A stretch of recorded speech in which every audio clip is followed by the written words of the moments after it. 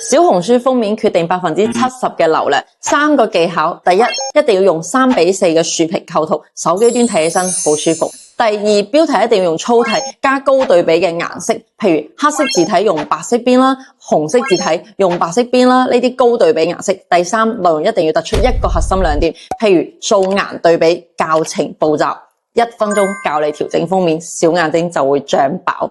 好多姊妹做小紅書筆記內容就係非常之用心，但係小眼睛淨係得個幾十個。其實問題喺邊度呢？問題就喺封面嗰度。小紅書封面直接決定70%嘅流量。今日呢3個簡單嘅技巧，1分鐘教識你整理好之後，小眼睛就會漲爆。第一個技巧，一定要用3:4嘅豎屏構圖，唔好貪方便用橫屏去拍攝。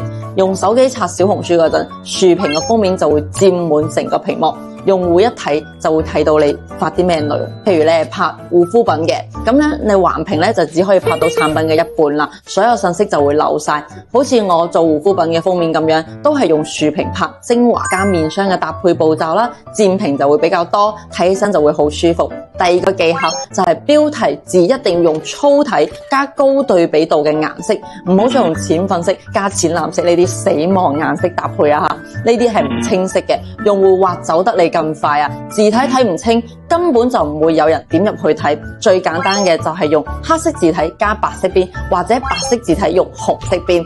字體一定要揀粗黑體，尺寸佔封面嘅1/5。譬如做寶媽精緻護膚啦，咁封面嘅標題一定要寫抗衰救星，黑色字體加白色邊，隔遠啲睇都睇到你啊！比細字體吸睛多10倍。第三個技巧，內容只突出一個核心亮點就 OK 噶啦，唔好將產品對比圖、文字全部抌晒上封面嗰度，用戶一眼睇落去都唔知重點係乜嘢，就絕對挖走你。譬如做素顏對比嘅封面啦，咁你一定要做咩呢？就係做護膚前同護膚後嘅面部特寫嘅對比啊，咁樣人哋先知道你做啲乜嘢噶嘛。唔好再將產品圖疊加上去。做教程嘅封面，第一步肯定要放嘅就係塗精華嘅手部動作，突出一個亮點就 OK 啦，越簡單越吸睛。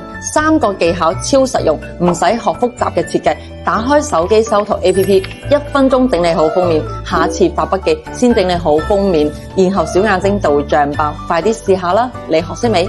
未學識可以問我，我教你。